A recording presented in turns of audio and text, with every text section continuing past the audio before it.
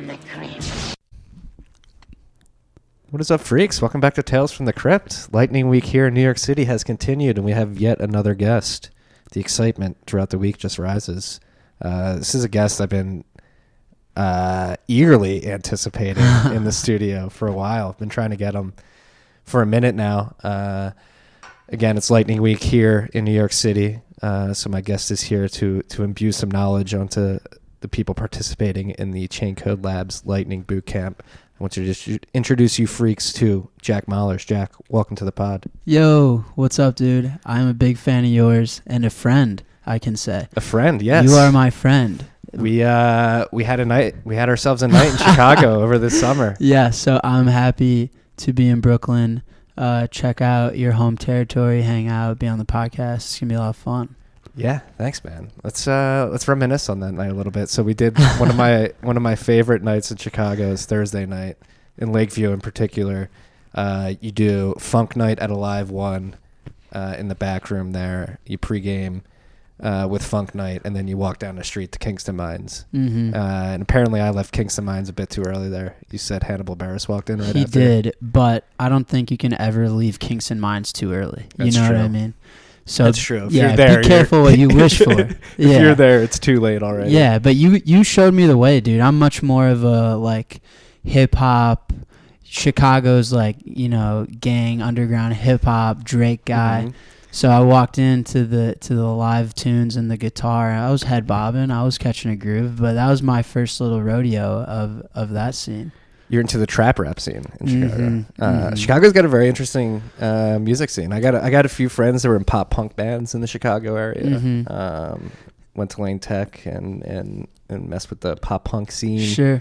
A lot of rap, obviously. We were just listening to Kanye. I was setting the mood for Jack coming with some Kanye and whiskey. Yeah, Kanye, of course, everyone loves. Chance is my generation's Kanye.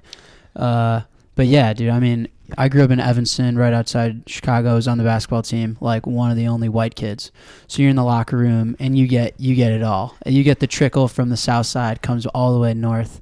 And I still listen to that shit today. I might not be a popular crypto Twitter playlist that I have in my pocket, but it's my jam. I'd love to listen to it. I've been on a big rap kick lately. I've been listening to Astro World on loop for some reason. Yeah, okay. We're drifting in the right direction. Yeah. I like all music. I'm a big fan. Big fan of it Music's all. dope. Yeah. Every kind of music.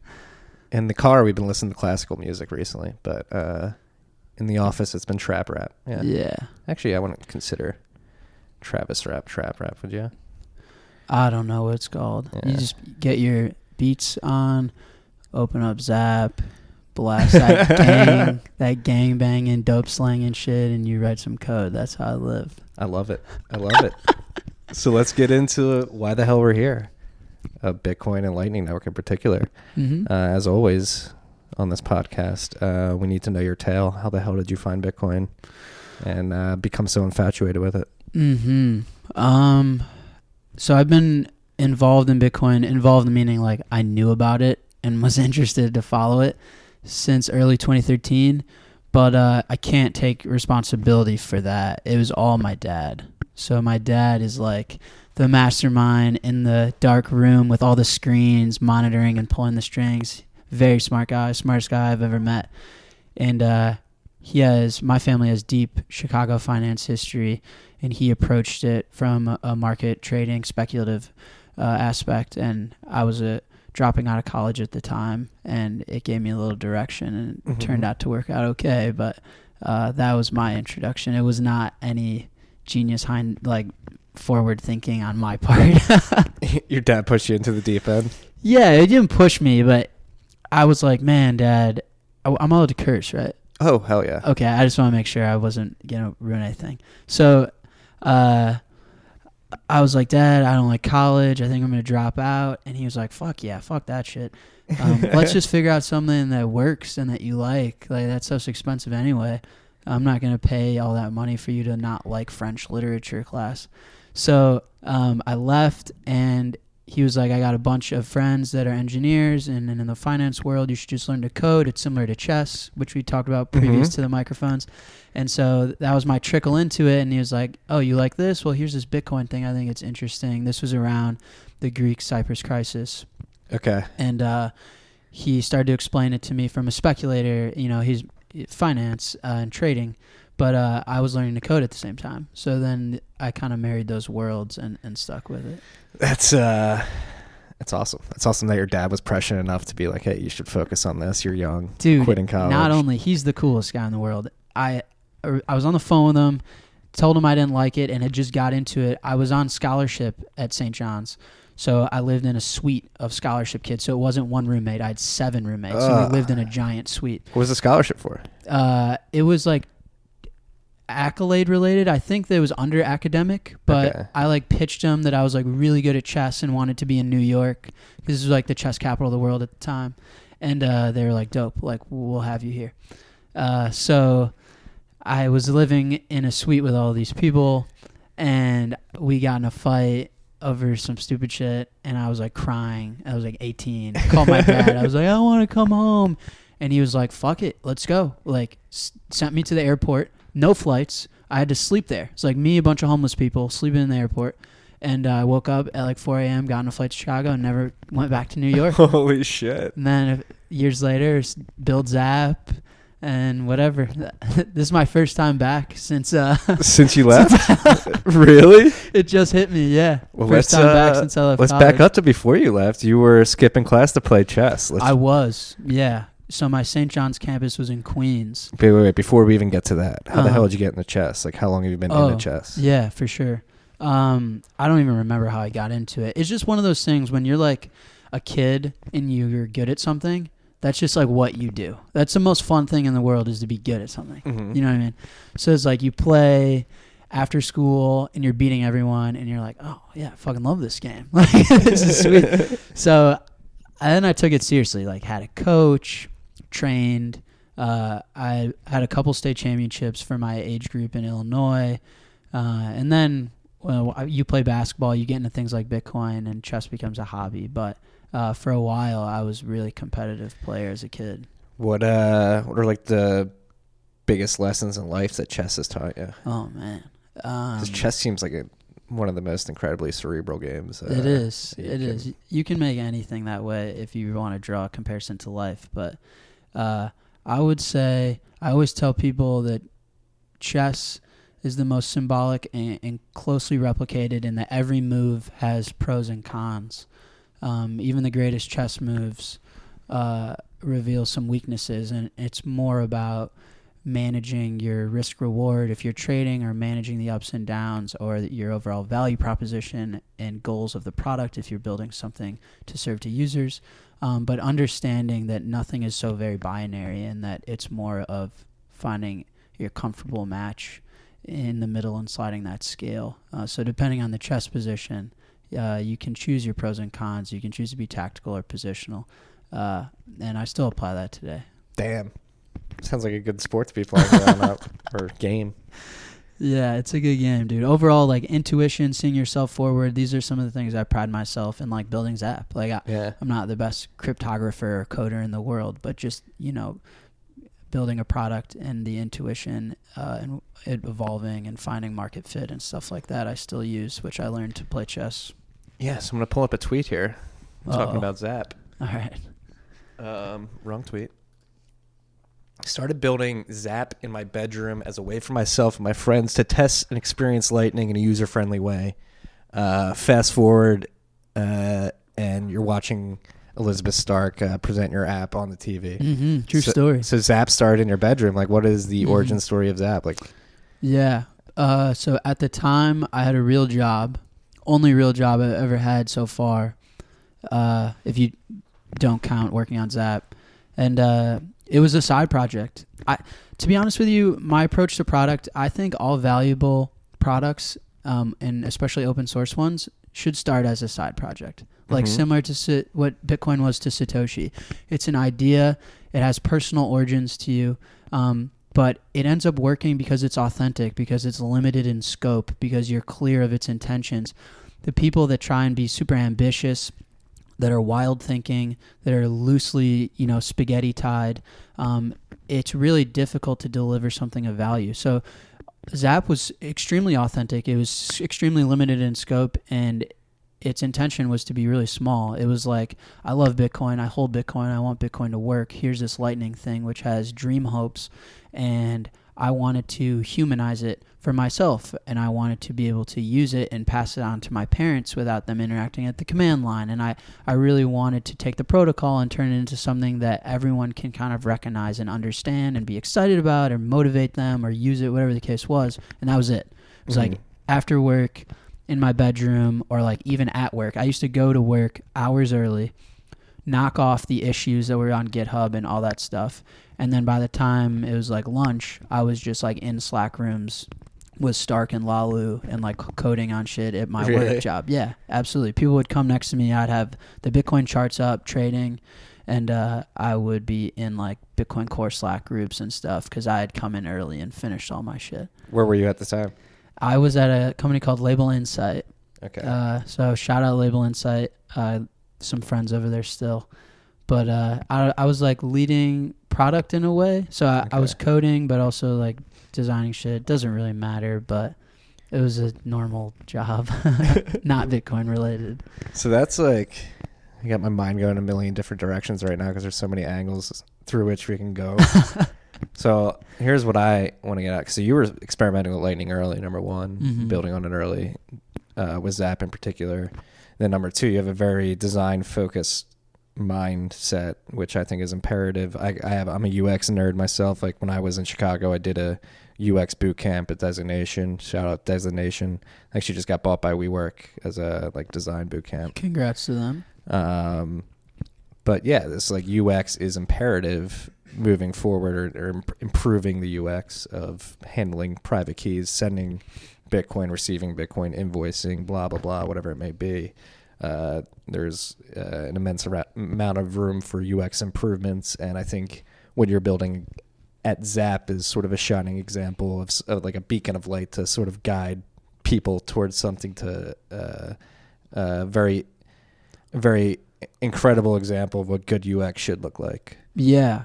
So I'm basically just trying to bestow you with compliments without being like too complimentary. But I love the UX of the Zap app and what you guys have built.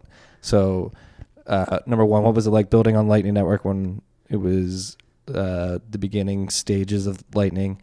How's it gotten better throughout time? And then two, what's your perspective on the state of UX in the space and how to improve it? For sure. Building on Lightning early was a blast. It's still a blast. I think that it goes unnoticed how generous this community really is. The toxic stuff seems to make headlines, which is fine. Like, whatever. We'll get into that in a bit. Yeah, whatever. But this community is fantastic. Lalu, Connor of Lightning Labs. I've been mostly L&D focused, but even like Christian and all the guys that are working on Lightning at the protocol level, absolutely fantastic. Some of the smartest people I've ever had the pleasure of watching work, and that's me being dead serious. I repeat that everywhere I go. So joining early and being able to test the stuff out and interact with these guys was a blast. Obviously didn't really work that well, but it's the way that you learn. So obviously I wouldn't be in a position to come to something like the Chain Code residency and give any guidance on anything if it weren't for that experience. So it was a learning experience, taught me a lot about Bitcoin, its value propositions, why Lightning would work in parallel and support those. And then I think the most important draw from, what was that, like Feb 2017 to what is October 2018 today, is the parabolic growth of the developers and overall resources devoted to Lightning. So we can get into technical details like, we didn't have, BIP 158 merged into Core yet, and like, so that's changed. But like, okay, whatever. What really, though, is the overall attitude of Lightning and a general belief. Like, what you want out of this community is a united vision that we all kind of understand what we want to go after and what we're trying to solve and have some unified goal. And then watching the community slowly unravel and motivate and move towards this kind of unified place, which is devoting resources, time, money, all of it to building that's been the biggest change. Is it used to be like me, Justin, Kimarina, Alex Bosworth, like Stark and Lalu and Molly in the Slack. Now there's like 5,000 people every day. That's insane. Yeah. And it's crazy, like the enthusiasm. Like I spoke with Lightning Koala on Monday night, and he's developing games on top and wouldn't consider himself like a back-end developer, just wants to build front-end apps that interact with Lightning Network. And it's always been the knock on Bitcoin. It isn't as developer-friendly, especially at the protocol level. So seeing Lightning sort of bud and grow slowly but surely over the last year and a half, it seems like it is that lure for developers to build on top of Bitcoin, because it seems like it's getting easier, more practical, and you can build cooler stuff with it, obviously. Yeah, so I mean, I can drag that into answer your second question of like the UX type of approach that Zap has and that I'd like to bring. I've been writing about this forever, is that I think that Lightning allows us a fresh start and ushers in a new era of relationships that the end user has with Bitcoin. So if you think about the relationship a user has with Bitcoin, similar to a relationship someone has with their girlfriend. But seriously, I mean, I love the Clay Christensen approach. That very famous study of Harvard Business went into a fast food restaurant and tried to help them sell more milkshakes. And the restaurant had, made them bigger, made them smaller, changed the flavors, whatever. And they weren't actually trying to understand why people were hiring the milkshake. That's counterintuitive to how we think of products. You buy a milkshake because you're thirsty. Yeah. But why were they hiring it? What job were they trying to? And what is this relationship they have with the milkshake? And if you think of it like that, most milkshakes are actually bought in the morning. What? Because commutes are so long. Banana, you finish before you even get on the highway, and you're hungry by the time you get to work. A bagel's a disaster. If you're eating a bagel and you're driving, you got to switch lanes, or you get a phone call, you don't have 4 hands. Yeah. So a milkshake, and you give a milkshake, and you got to suck it through the little straw. It takes you an hour, and it sits in your gut until lunch, and you're full, and it's cheap. So they did things like make the straw smaller. So it takes longer and it's harder to suck the thick milkshake through the straw in it, which increased sales because it was a better commute snack. So anyway, point being is I like to think of these things and these products in more a relationship and why people would hire Bitcoin and how they look at Bitcoin and their relationship with it. And traditionally, it's been more or less a disaster, the end user relationship with Bitcoin. It's hard to understand. It's hard to use. There's a lot of hype around it and a lot of excitement, asymmetric upside as far as an investment, but just how people get to talk to Bitcoin has never been good. And Lightning gives us this new opportunity to reestablish that relationship. It abstracts a lot of the complexity. It offers new value props. It increases this throughput, increases privacy. And from someone who likes to think of products this way, and I'm very passionate about building good UX and crafting products that help people, I thought it was a perfect opportunity to come in, set an example, set a standard, and say, listen, you guys, Coinbase or whoever, you're not fucking this up this time.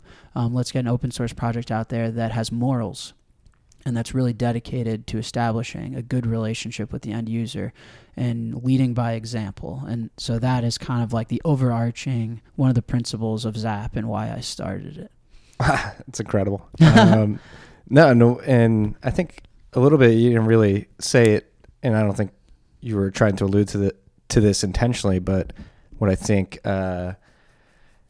somebody can glean from that explanation of that you just gave of like the user's relationship with Bitcoin, I think that relationship up to this point, the first or almost 10 years in, has been somewhat bastardized by I don't want to say false narratives, but misleading narratives, like using Bitcoin as a medium of exchange. Obviously, yes, in the early days it was possible because nobody was using the network. Obviously, we found out over the last 2 years pretty hard lessons about scaling and Bitcoin's capabilities when it comes to being a medium of exchange at the protocol level.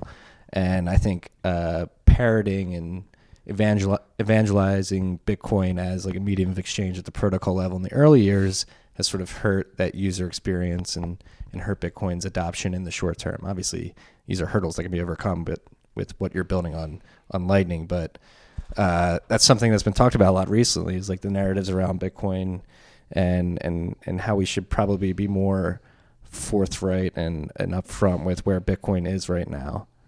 So I think I wrote about it earlier this week. Bitcoin's probably still in that collectible phase if we're on like a Nick Sabian route to money from collectible store value, medium of exchange to unit of account. Yeah. I don't know if you have any commentary on that or. I mean, like the whole false narrative thing, or just the fact that Bitcoin seems to continuously get punched in the face like a punching bag.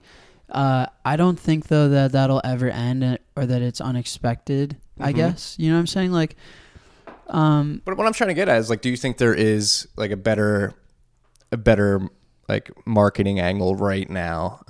Like it's safer to market Bitcoin as like, hey, it's experimental, or not even that it's experimental. It's obviously not the liquidity base is not such where it can be a medium of exchange. It's sort of marketed like, hey, it can grow into that over time if more and more people buy into the system. But right now, it's not perfect for that. Yeah, well, this is why we love people like Andreas Antonopoulos, right? As the master educator, and that stuff is important.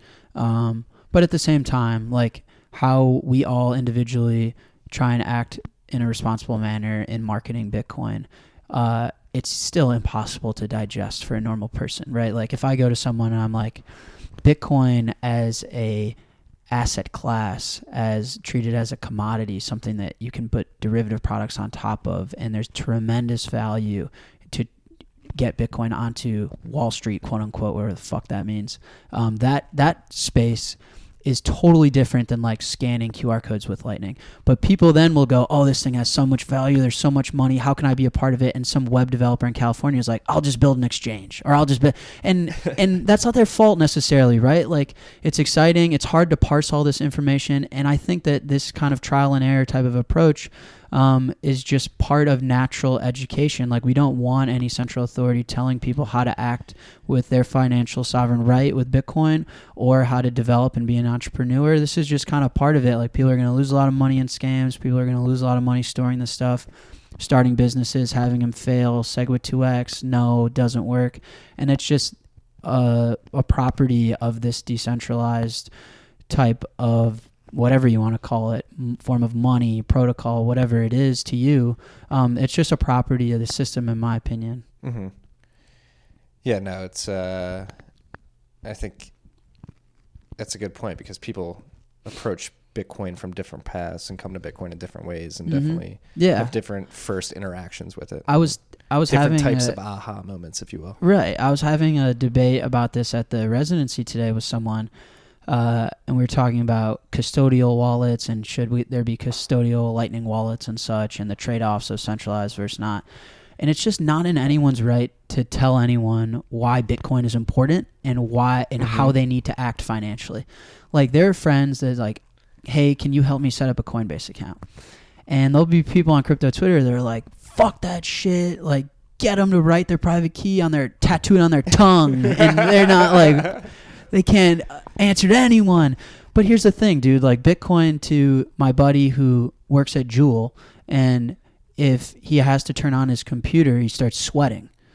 It's like, come on, like let's be realistic. The guy wants to put money in some asset that has upside, and that's his use case, and that's it, and that's fine. Yeah. There's also people that rely on Bitcoin to survive in Venezuela. That's fine too. The beauty of Bitcoin is that it offers you the freedom of choice that no asset has ever offered before, but it is your choice to have, and I firmly believe that. Like if you want to use a derivative product to diversify into Bitcoin, like a future, fine, whatever. Like who cares? Like it's not my problem how you want to.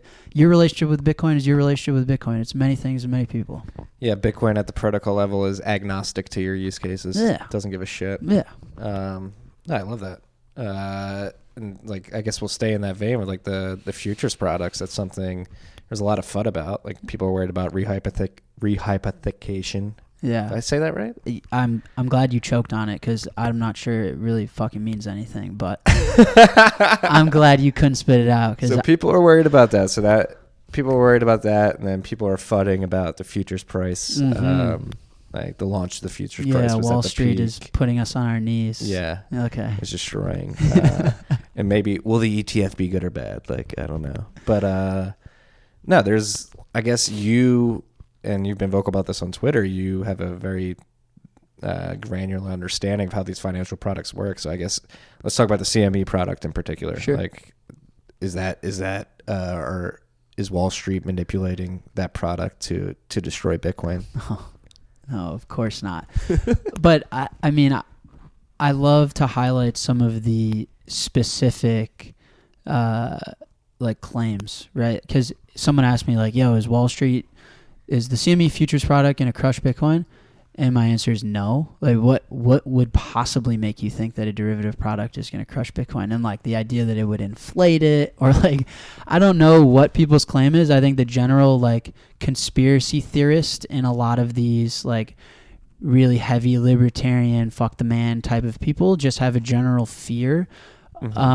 But like a derivative product is not even pretending to be Bitcoin. It's a separate product. It's a product that settles against an index of spot trading.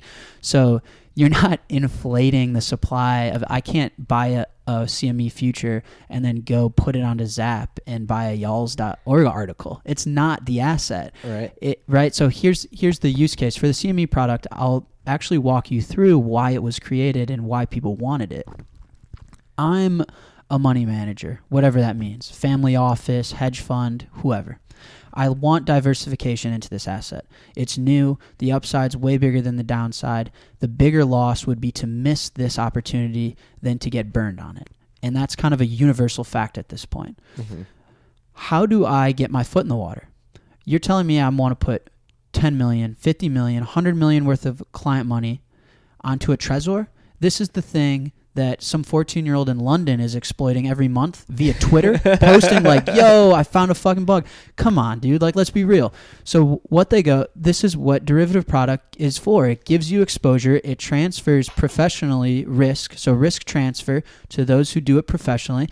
And it says, well, I'll just buy this product that settles against the index of the spot. I don't want to hold Bitcoin. I don't want to touch it. I don't understand it, but I know that I need to be involved. And it gives them that exposure from a portfolio management standpoint. And that's all it was. There was demand from people that said, if I want to click buy right now or short, I want exposure to it, but I don't want to touch it yet. And they'll get there. So now there's this wave of like custodial services like BitGo and all these people that will now store it for them, and eventually it's such a crowded common problem that there's no way someone like BitGo is going to get away taxing 1% to 5% of billions of dollars for holding private keys. It's such a crowded space that eventually there'll be self-serve solutions. But this is kind of the evolution of it, and a derivative product is a perfect first step that's cash settled so that these people can get exposure to this market and risk transfer without holding the asset. And I think that that's totally valid. It happens in all real markets and asset classes today, and I see no issue with it. Like, you're more a conspiracy theorist if you say otherwise. There's no like real backing to those statements. Bilderberg is trying to bring down Bitcoin via the CME future swaps. I mean, no, but it's interesting. And that's another debate I've been getting into more recently. Is like, I've been an advocate of Cash App. Thanks for sponsoring the podcast, App. Been an advocate. Do they really? Yeah, they do. Oh man, good for you. That's a dope sponsor. Thanks. Very philosophically aligned. Hell yeah. Love what they did by open sourcing their that was cool. cold storage Very this cool. week. Very cool of them. But obviously, like like you were saying, the hardcore libertarians, anarcho-capitalists, like, you can't support. They're doing AML, KYC, AML. It's like, listen, I agree. It's bad. That I don't agree with KYC AML to the fullest, but let's be practical here. We live in a society. Most people are going to use the easiest path to get Bitcoin. Right. If they're going to, we might as well pick the best services. But it's interesting hearing those narratives. And then at the same time, these people will be like, Bitcoin's going to be the reserve currency of the world. It's like, what the hell do you expect? Like, if it's going to be the reserve currency of the world, like, this is how finance works. This is how markets work. Like, these people are going to build products around this asset. Like, there's also this like sense of entitlement in Bitcoin, which I think is great. I like the, like, I wear my full note on my chest and fuck you to say otherwise. I love that attitude, and I think it should survive. But there's also just the general fact that most of these people don't know what they're talking about. People will be like, yeah, the CME future product is terrible, derivatives stink, and then go open a trade on BitMEX. It's like, do you understand that BitMEX is the Bitcoin mercantile exchange? It offers derivative products. Like, has BitMEX been inflating Bitcoin this whole time? No. So people just don't understand. My favorite now is the ETF stuff. People are like, yeah, ETF's bad for Bitcoin. It's not going to make the price go up. Well, you just don't look at data then. I mean, if you look at any asset class that got an ETF introduced and approved, it spiked, obviously.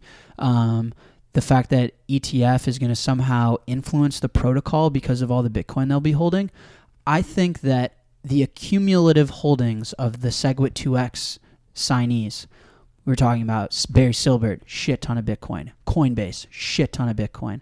Voorhees, shit ton of Bitcoin. All of these people, if you want to accumulate them, there's no way an ETF is going to have that much Bitcoin anytime soon. No. They couldn't shove any protocol changes down our throat. So what's the big deal? Come on, like, you conspiracy theorists, like. And this is the price isn't going to be like an ETF mandates that you have to buy the underlying asset. It's just like a little bit. I walk into, so in Chicago, my family, I told you, has this deep Chicago finance history. So I hang out with strictly HFT firms, traders. Tilly runs CBOE. A lot of turtles. Yeah, and I tell stories like this, and it's just what we joke about. It's like nothing to even entertain seriously. So I would, to people that are on the fence and on the edge, I would try and put them at ease. Like, there's no threats to Bitcoin coming from Wall Street. And I'm being honest, don't take my word for it. Go Google and educate. But like, a lot of these things are just laughable at best. I know, it really, like, there's a lot of fear mongering. It's a lot of anon accounts, like trying to build a brand. There's a lot of brand building on Twitter in particular. You got to try to find the signal through the noise. It's not always easy, but one thing I want to dive into with in particular is something that always fascinated me, having lived in Chicago and now New York, is the dichotomy of like the finance scene in Chicago and New York. Like pit traders from Chicago, like CBOT guys are just like salt of the earth, like fucking some of the funniest, like driest people I've ever met in my life, most wholesome people I've ever met in my life. And then New York is complete opposite, like your yuppie yakking, fast talking, fast walking. Let's go. Yeah, I appreciate the Chicago finance scene so much, and it plays in their investment strategies too. Like, Chicago is very much like a futures trading, like trend following, long term CTA, like very slow and steady trend following strategies like emanate from Chicago, where in like New York it's like quick LBOs and shit like that. Yep. Yeah. So for context, my grandfather was the youngest chairman of the Chicago Board of Trade and actually signed the funding check for the CBOE. Wow. Yeah. And then my dad ran one of the biggest future brokerages in Chicago for a long time, sold it to Man Financial. So the Mallers family has been around Chicago finance forever. I think my grandfather actually ran out a trader who was a family that cornered the wheat market, I think it was. Kansas wheat. And ran them out from market manipulation. And that was always the Chicago attitude. It's like, we have strong integrity with our products and our name. New York is just whatever's hot is hot, the Wolf of Wall Street story. And Chicago was much more salt of the earth, brick by brick. Right. Yeah, and it still is. That's why I remember when Coinbase launched Bcash, and me and my dad freaked out. And one of it was because fuck the Bcash, Brian Armstrong's an idiot. The Ninja launch, though, is just so unprofessional. Yeah, but the bigger thing is that Coinbase was providing 25% of the CME's index. Oh, yeah. That they settle against. And if you're going to be insider trading and manipulating price, now all of a sudden you're affecting the derivatives market, and the CME holds such strong integrity in their products. That's a Chicago exchange. You're not, you manipulate these web developer Node.js Bitcoin exchanges that go down every second that are a joke, or whatever, but you're not going to come in and spit in the Chicago Exchange's face. We're going to grab you by the collar and give you a warning. And that's why we were so upset. It was like, Brian Armstrong really is going to launch Bcash and crash the Bitcoin price and pump that garbage, and then the CME is going to settle against that? Like, you're got to be fucking kidding me. It's one thing to rip people off with your misleading garbage about Ethereum and Bitcoin Cash, but then it's another thing to give the terrible name and reputation and branding to the SEC, to the CFTC, to people that we want to appeal to. We want this to be a real asset class, a reliable one, and people spend their lives so far doing this, and you're going to spit in our face like that. That's very Chicago attitude. Like, me getting fired up. He's so fired up. That's right a now Chicago attitude. That's it right there. And I fucking love the Chicago attitude. Having worked at a futures fund with a bunch of ex-CBOT traders, the way they talk about trading on the floor like makes me nostalgic. I'd never been there, but it's just like, it sounds like being on the floor in the 80s in particular must have been a crazy time. I'm sure your dad has some war stories. Yeah, I can't attest to it. But yeah, there's plenty of stories for sure. The running of cards and all that. It's actually funny. My dad decided to sell First American as futures brokerage as soon as things started to go digital. Yeah. So he was like, as soon as it started to fray away from the pit, you got sprinters on the floor filling orders. He was like, I'm out. This is not my game. Like, I was born on the floor, and I'm out. I'm done. Right. So it's funny. Yeah, he's definitely got some stories. If anyone ever catches him at a conference, ask him. It'll be entertaining. I'm definitely gonna pick his brain about it if I ever meet him at a conference. It was always fascinating to me as like a 20-year-old. The CBOT was basically servers by the time I had entered the market, and the fondness with which the traders would talk about the floor was always like, damn, I sort of wish I had that experience. Yep. Me too, man. Yeah, no, Chicago. Shout out Chicago. Huge fan of Chicago. City, my most city. Underrated city in the country, I would say by far.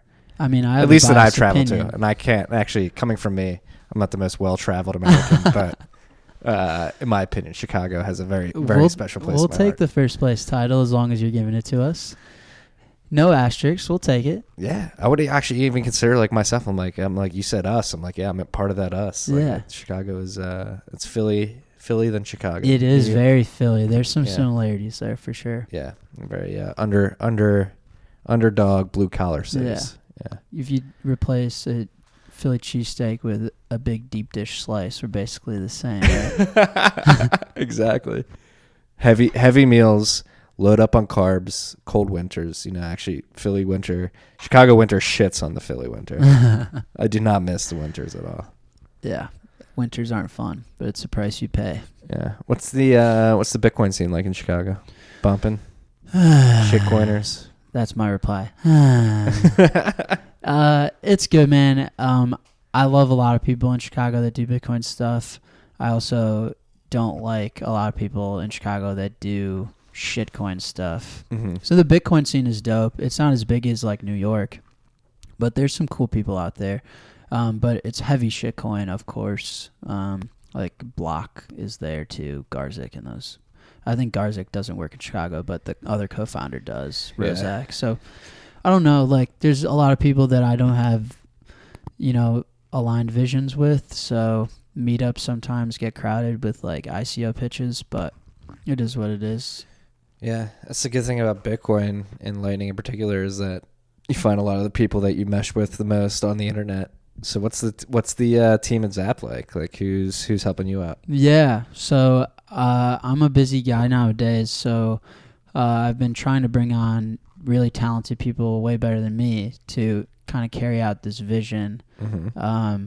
So there's Tom, who works and manages the desktop application with me. There's Otto, who does iOS stuff, and we collab on that. And then Ole helps take a lot of my like brainchild ideas where I look at the protocol and like this should exist, and we collab on how that should look visually. Mm-hmm. And so the four of us just like hang out online. I've never met any of them in person. Not yet? No, they're all contributors that were active, and I was very impressed with their work and, get to know them over Slack and Google Hangouts. And I'm happy we even were funding someone who is contributing to Bitcoin Core for a little bit, Ben Woosley. Okay.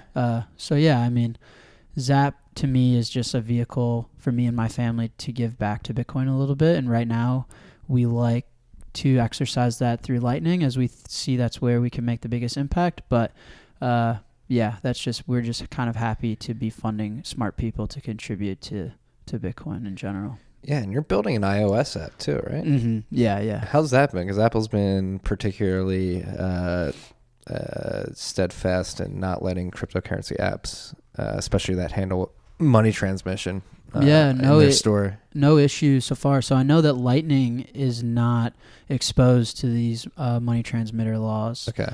So we're safe there. And I mean, right now we're on test flight, but there are already Lightning apps on the App Store. No issues so far. Okay. So the Eclair wallet was the only one I was seeing. Puzzled. Yeah, there's like a few that tried to build on LND, but so Eclair's a little different than LND. What LND iOS app would look like, because LND would allow you to send and receive with a node on the phone.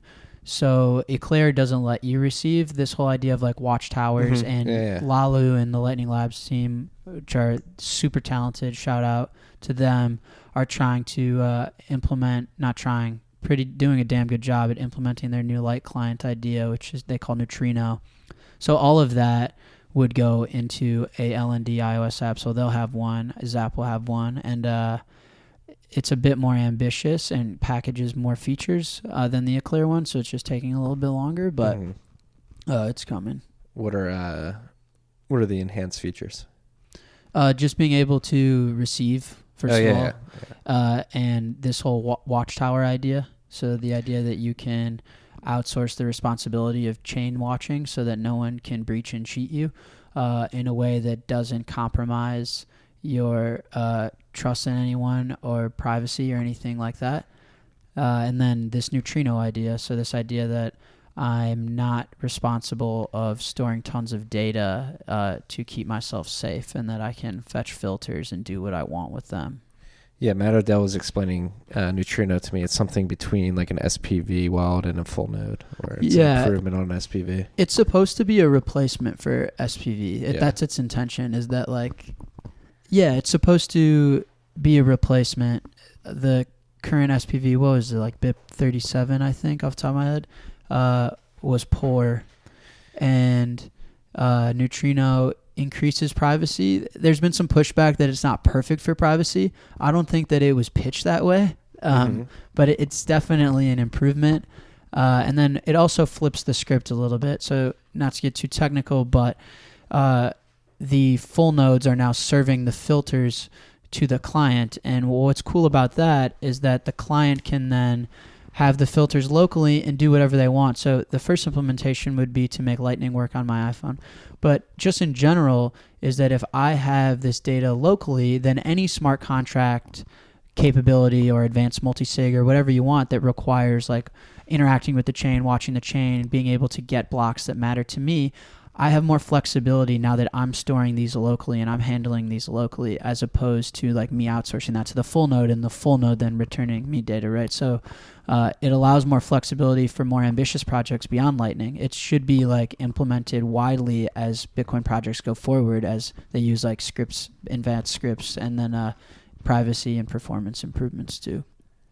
Yeah, and it's crazy how fast all this shit is happening on Lightning, dude. And like it was like vaporware less than 12 months ago, and now we're talking about this complex, like making it almost like a consumer viable app.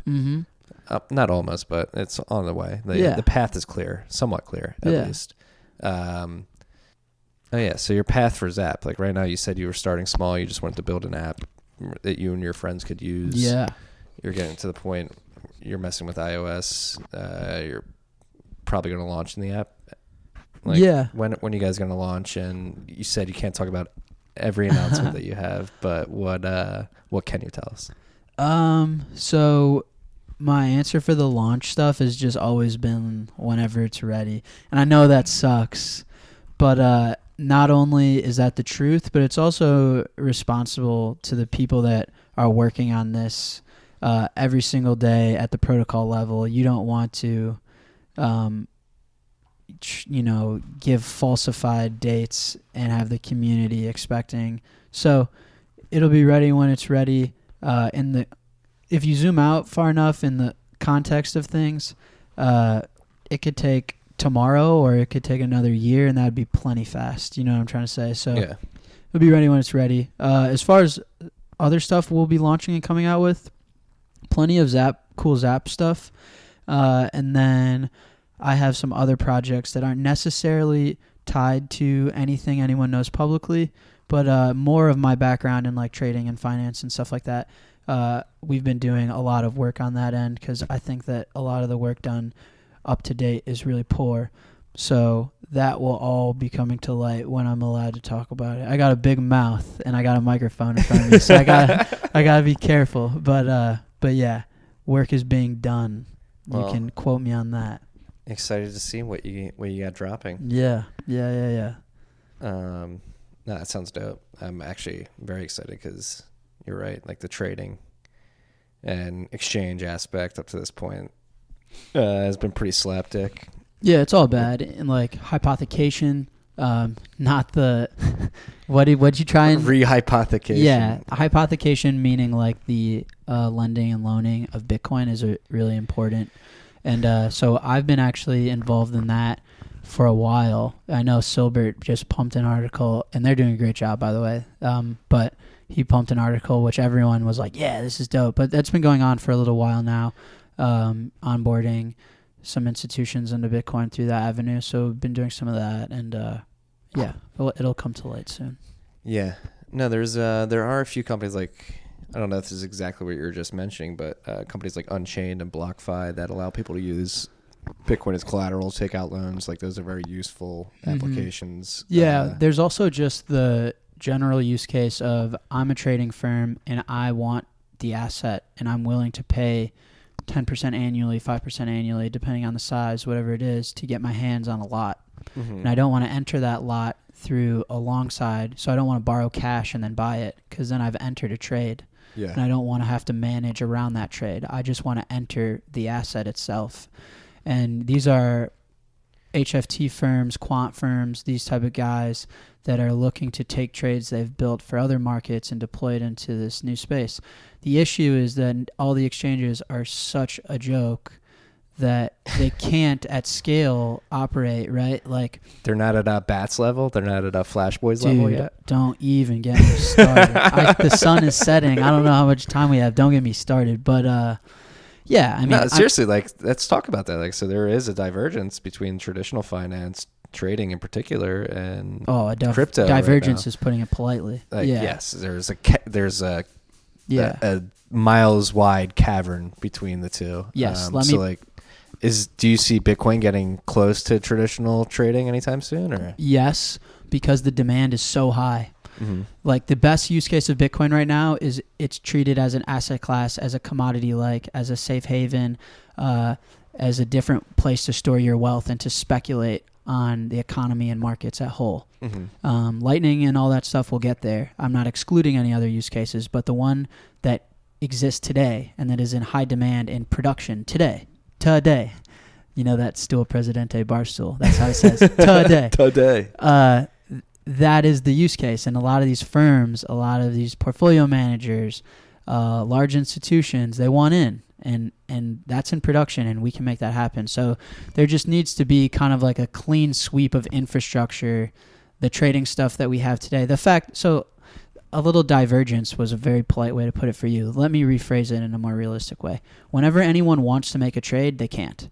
When everyone puts a stop position, it doesn't get triggered. Like the fact that you can trade when books are thin and there's no volume, and if you just wake up and are like, oh, I'm tired, I'm going to 50x on some exchange, you can. But if there's a news event or the Dow starts to crash and you would like to reposition your exposure to Bitcoin and everyone wants to get in a trade when you should want to trade when everyone's trading, you can't. So that's the servers are usually down. Whatever, they all suck. So, and I'm being really harsh on them. You should be.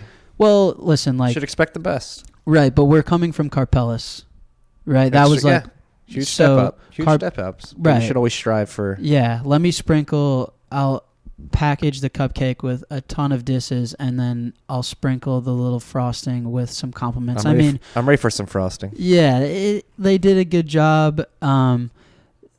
BitMEX has brought in a ton of liquidity. It's everyone's go-to. Bitfinex is fine, right? Like, there's nothing catastrophically wrong. Like, they're not insolvent or anything. But yeah, if you want institutional traders, if you want these high-frequency guys to port their trades over, if you want real liquidity, if you want this to be treated as a real asset class, you can't have Node.js exchanges. You gotta have real infrastructure. These exchanges live in the cloud too. They're like hosted AWS and stuff. It's just like it's time to step up a little bit. Yeah. If we get an ETF, I know Don Wilson is a Chicago trader. DRW, they're coming out with ErisX as an exchange. Backed will be good. And we'll start to see a wave of real products being launched on real exchanges and hopefully put to bed. Not to say that these exchanges should go die, but it's just time to grow up a little bit, and someone needs to bring that presence to the space. Yeah, you have traditional trading firms moving their locations as close to the New York Stock Exchange as possible, so their fiber optic cables can get their trades to the exchange as quickly as possible, while we have crypto exchanges sending trades via Node.js over some shitty browser. It's ridiculous. Bullshit. The best traders in crypto today are directional traders or speculators, and sometimes those are always the best traders. Sometimes the best trade to make is no trade and hodling Bitcoin, right? That's the best trade I've ever made, is not selling any Bitcoin, not trading it at all. But come on, like, the best ones are doing technical analysis and directionally trading, and there's nothing against them.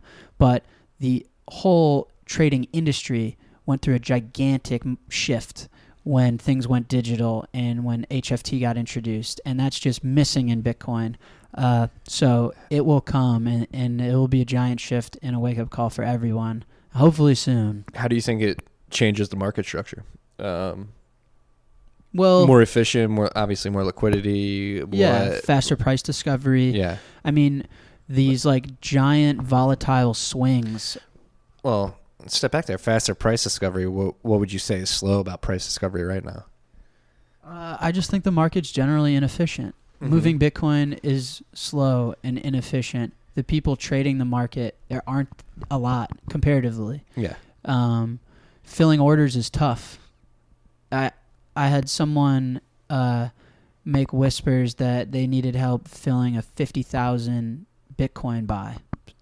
How the fuck am I supposed to broker that? Who's going to fill that? Seriously, come on. Right? Like, books aren't thick enough. Getting Bitcoin in and out is tough. Like, Liquid will help. I think Lightning will be a part of exchanges at some point. And there's just a general maturity of, can we move this asset faster? Can we get more people involved and get these books more fill? Can people market make reliably with this thing? There's just a lot of missing pieces that results in, like, someone wakes up and wants to sell 50 Bitcoin and we drop 10%. Mm-hmm. It's just like, okay, like we'll just range between like 6,000 and 7,000 depending on if someone needs to offload 100 lot. It's just absolutely absurd. Which is also okay. I'm being very pessimistic. I'm not meaning to. Bitcoin's not even 10 years old yet. That's what I was about to say. It's like, right, for it being this young, it's like very impressive. Very impressive. I'm being stern on it because if you look at it through a lens of other asset classes, we just have lots of work to do, I guess. You know, like pedal to the metal. We should be forward thinking always. You don't want to ever pat your back too much, right? So, but yeah, I mean, come on. Bitcoin not even 10 years old, but it also has no CEO and no marketing team. All of this stuff is 100% organic. So yeah, I mean, Bitcoin is one of the most fascinating things that's ever existed. So no knock on Bitcoin, of course, but yeah. So with that being said, like, it was fun being on the front lines of the fork wars last year with you on crypto Twitter. It's pretty cheesy to say, but somewhat true. Like, oh, dude, you were a lot more vocal last summer than you had. You've quiet Gone down. a little bit quiet on Yeah. social media. Yeah, I used to really get into it with some folks. Yeah. I'm not on purpose that I've been quiet. Just like, I don't know, got things to do, and I don't say anything unless I feel like I need to. No, But yeah, and I wasn't trying to. Marty's making fun of my Wasn't Twitter try- activity. Wasn't trying to call you out for your tweet. What I'm saying is, like, maybe, like, I'm just assuming, like, it's an assumption I'm making. Like, do you think it's at a point where, like, Bitcoin, like, it's like, okay, like, where it is, like, I'm trying to get to, like, a state of the union question, like, where like, where Bitcoin is right now at the protocol level, what's going on with Lightning is extremely exciting, like, as opposed to this time last year, which is pre-fork, post-fork, pre-SegWit. Post-fork, pre-SegWit around this time last year. Are you more optimistic, less optimistic? More. Yeah. Come on, I'm bullish. But, well, with a long-term view, what it's going to be tomorrow, God knows. But I think the general change for me is today there's more to do than there is to say. I like that. In August of 2017, there was more to say than there was to do. I think, really like that. Yeah, that's how I would put it. It's like today I wake up and there's lightning progress to be made. We need to figure out how this asset is going to mature and marry itself to the traditional finance infrastructure that exists. I got to talk to the guys at CBOE, at the CME. I got to talk to these firms, talk to them about their interests, what they don't know about Bitcoin, what they need to know, what we need to build, all of that stuff. And there's just a lot more to do and to work on than to say. Back during the UASF, what was really important is to educate, is to stand strong on your value propositions, what you believed in, and it was less about like building a Zap feature and more about making sure that the asset I signed up for didn't crumble. And that's why we called it a war, is it was that serious, right? But nowadays, I don't see any real threats where anyone's voice is necessarily needed. In fact, crypto Twitter is probably too noisy nowadays than it is helpful. Terrible. So I've been trying to tweet less. Like, I mean, I don't know. Like, it is what it is. But I would say that for me personally, that's the difference. There's just more to do nowadays. If someone tries to pull anything stupid, don't you be afraid. I'm gonna get the megaphone and I'll be shouting again. No problem. You heard it here first. Jack's ready to grab his Bitcoin rifle, whatever you'll say. Get to the front lines.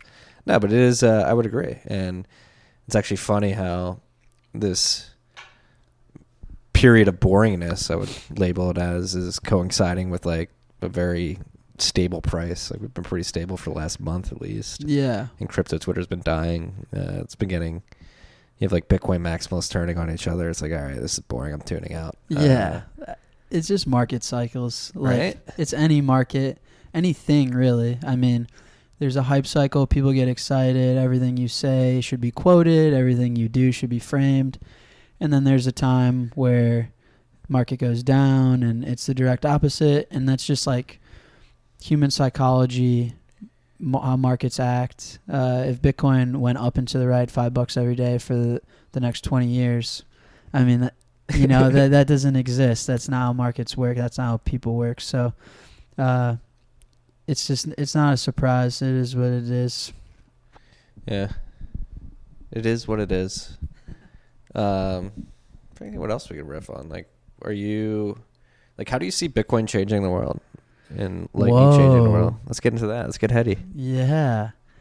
You're so passionate about it. You have to believe you're changing the world in some way, right? It's one of those questions where you're just scared to answer because you know that it's not going to like fulfill as much as you want. Like, who's your favorite rapper? You're like, oh, fuck. Come on, you listen to rap. You got to have a favorite one. You're like, yeah, but I think that Bitcoin and its censorship-resistant property and the value proposition that offers to society is most important to me. And that answer sucks because it's so high level and bland that like I might as well copy and pasted that from some Google quote machine.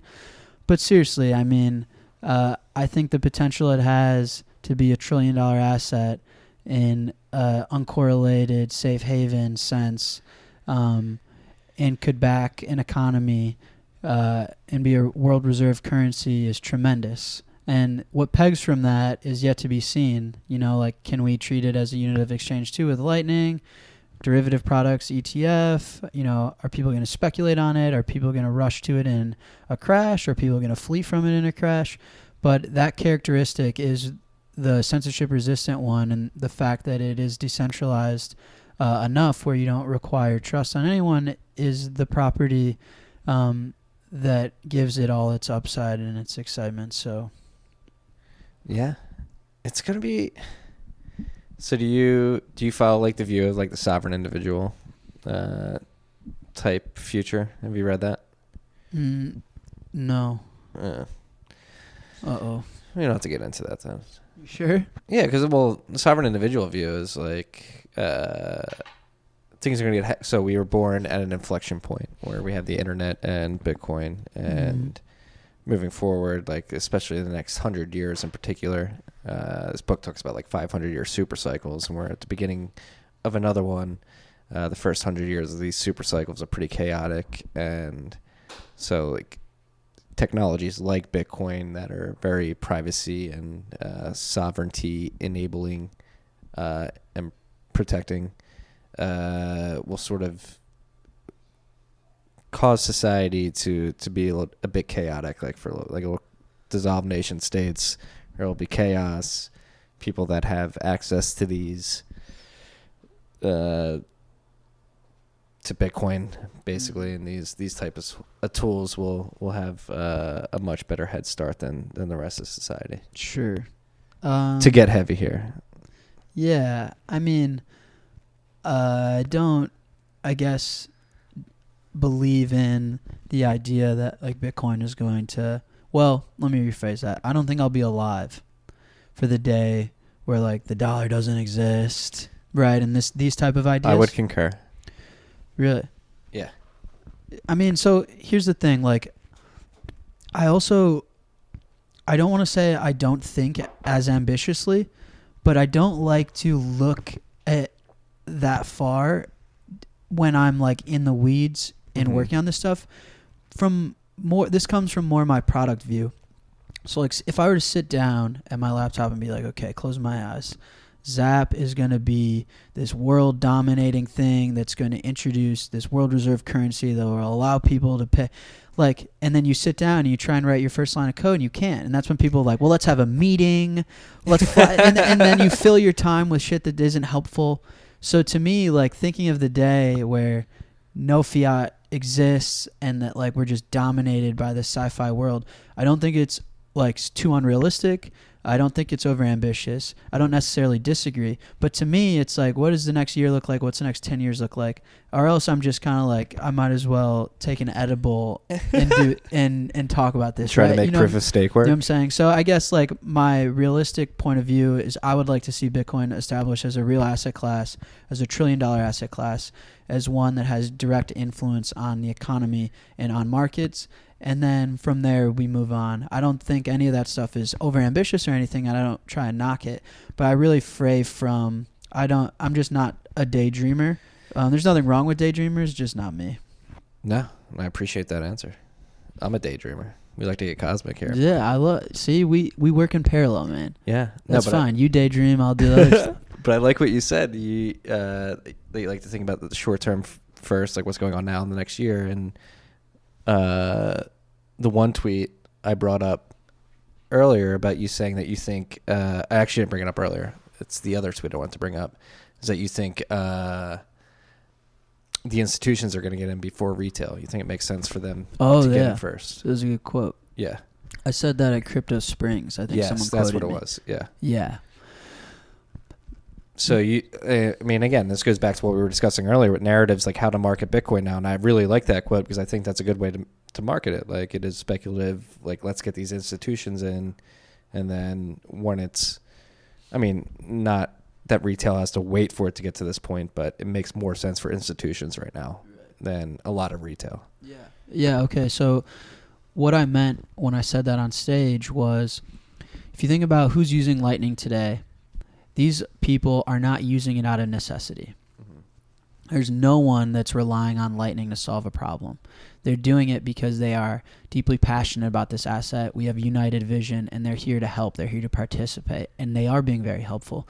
But in order for Bitcoin to people get paid in Bitcoin, merchants to reliably accept it, there needs to be a lot of maturing with the asset itself. It needs to be more liquid. It needs to be more stable.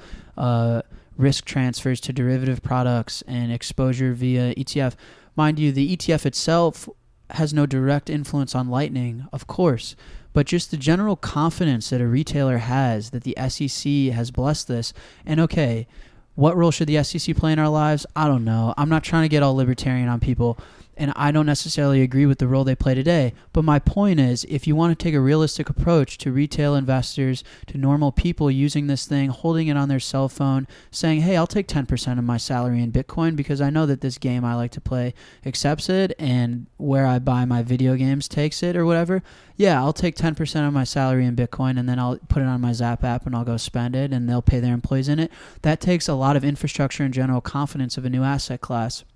General stability of the market, more efficient price discovery. And that's what I meant. I meant that the use case of institutional investors, ETFs, derivative products come first before you have a stable new asset form of money that can be held in confidence and used in confidence by retail investors and such, if that makes sense. No, it makes sense. Like that inflow of institutional money will enable the use cases that provide the utility for retail investors. It makes a lot of sense. Right. Yeah. I mean, like even I also said on stage, I think I got quoted on that derivative products are going to help decentralize mining.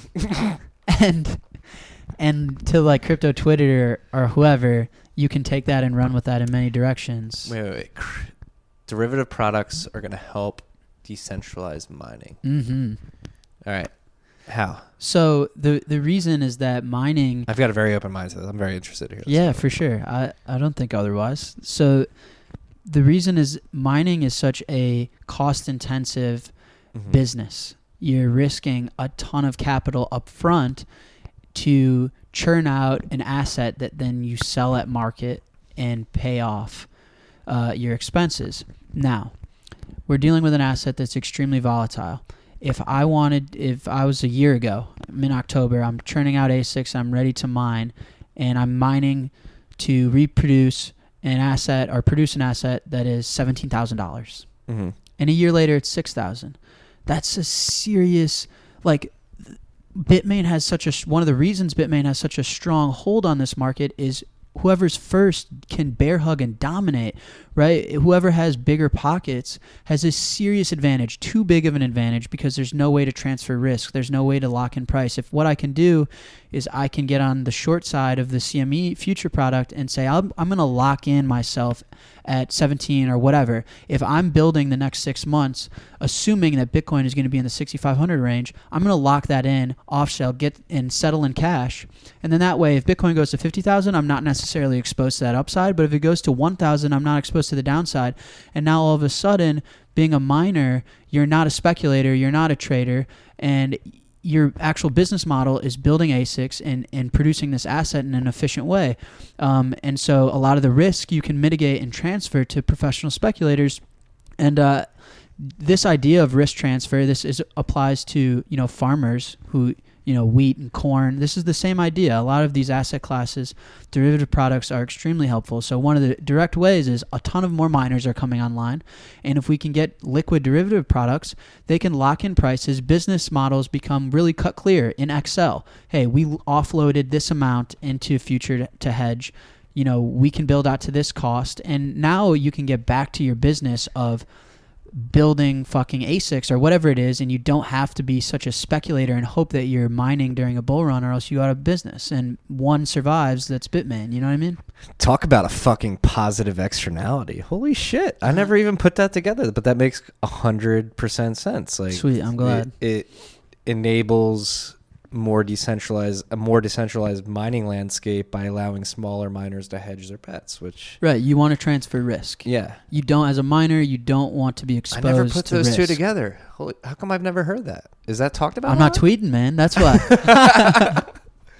But it's something as simple as like that? Simple as that. Derivative products help, guys. Yeah. It's okay. We're all on the same team. Yeah. Wall Street's not against us. Wow. I can't believe I've never put that together, but it makes a whole lot of sense. And that's actually, when you couple that with what Matt Corallo talks about, or there's actually economies of this scale in the mining industry in particular, because yes, you may have the capital to buy enough miners to eat up 200 megawatts, but you're not going to be able to find 200 megawatts in one geographic location. Very rarely you'll be able to do that. So something like that, where on top of the economies of this scale of not being able to find a large amount of energy in one location, giving smaller miners a weapon which they can use as sort of some leverage against the Bitmains of the world is incredible. Right, yeah. I mean, I'm not pitching everyone to go be a miner and short sell the CME future. It's obviously more difficult than that. But yeah, the risk transfer idea is a common one. And again, the derivative product is a separate product. It's not Bitcoin. It is designed to fulfill certain value propositions. One of those is to give you exposure to the asset through a different avenue. And there's a use case right there that can be applied today. And I think, hash rate has been going up and to the right very fast. More miners are coming on. Mining this is going to be competitive. And I think that now that we have a more liquid derivatives market, and it'll only get more liquid, is just a very positive thing that will have direct influence on the industry almost immediately. Yeah. Mining's something I've been getting more and more into the last 6 months in particular, and it's a fascinating, cutthroat industry. Yeah. It's crazy how fast it moves. I've never got too deep into it, but I'm glad that it's moving fast and in the right direction. It seems, fingers crossed, the hash rate that's coming online and the fall of the great Bitmain has been fun to watch, and I'm happy. Yeah. We actually had this is a news item for you freaks out there. We had a downward difficulty adjustment this week. We for the first time since July, and then before July it was last November after the 4th. Can't go up and to the right forever. No, and that's the downward difficulty adjustments are rare, few and far between up to this point. It was interesting to see one this week. Just as a side note. All right, we're about an hour and 15 in. You got a steak dinner to get to tonight. I got a steak dinner. I got my girlfriend out in New York City. Yeah. What is there any pressing topics you want to get on? Like anything you want anybody to know about Zap, about Lightning in particular? What's been going on this week at Chain Code? What the vibe's been like there? Oh man, I don't think I have anything too pressing. If there's something pressing that you want to know, you can ask. The Chain Code stuff is dope though, as long as I have the platform to say it. They're great. John Newberry put it together. He's great. I'm a big fan of all they've done for this space. I think a lot of it goes unnoticed. So shout out to them. The residency has been a lot of fun. I'm excited to see what these guys build come Friday. So, any exciting projects people are working on right now? They're all exciting. I mean, the general excitement is that there are people willing to fly to New York from other countries to learn how to build stuff, right? Like, so yeah, there's some cool projects. I won't steal anyone's wind. I'm sure it'll be all over Twitter and stuff, and we'll be able to follow their GitHub and all that fun stuff. But yeah, be on the lookout for it. But the general movement of people wanting to be a part of this, and the more our army is growing of people that are willing to build. So that's what I'm most excited about. Hell yeah. No, it's been an incredible week. The fact that you freaks, you lightning freaks, are willing to come to my apartment and I'm a lightning freak. Record a podcast is incredible. She's a very freaky girl. You know that song? She's a freaky. Super freak. Yeah. Super freak. Cocaine is one hell of a drug. Who the hell am I thinking of? Is it a Young Jeezy? No. I'm thinking of like the hip hop. Come on. Oh, we I'm talked thinking about of this. Chicago Show. I'm thinking of. Yeah, dude. I'm too young for that. What? You're my age almost. How old are you? 27. Oh, I'm a little younger. I'm a little younger. 24. 24. Yeah. Yeah, you're my age, dude. You're my age, man. We're the same age. Why can't I think of this right now? I don't know. I'm not ending the podcast on it. Rick James. There we go. Okay, I'll pretend. Super like I know Freak what you're by talking Rick about. James. Got it. That's where we're gonna end the podcast on that freak. Sorry for that awkward ending. Good song. Check out Zap. Check it out. Check out Zap. Yeah. Jack Mahlers on, and I'm butchering your last name. Is it Mahlers? Mallers. I said Mahlers. It's It's my Philly accent. Dude, the funniest is basketball announcers when I used to play in high school would say mailers. So they would say mailers with another nailer.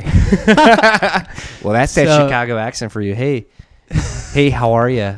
I hear there's a Matthew here, and we're gonna play basketball. Yeah. So you were close enough, man. And this is the craziest ending to Tales from the Crypt we've had to date. Check out Zap. Find Jack on Twitter. I'll put his link in the bio. And peace and love, freaks. Dope. Thanks for having me, buddy. Thanks for coming, bro.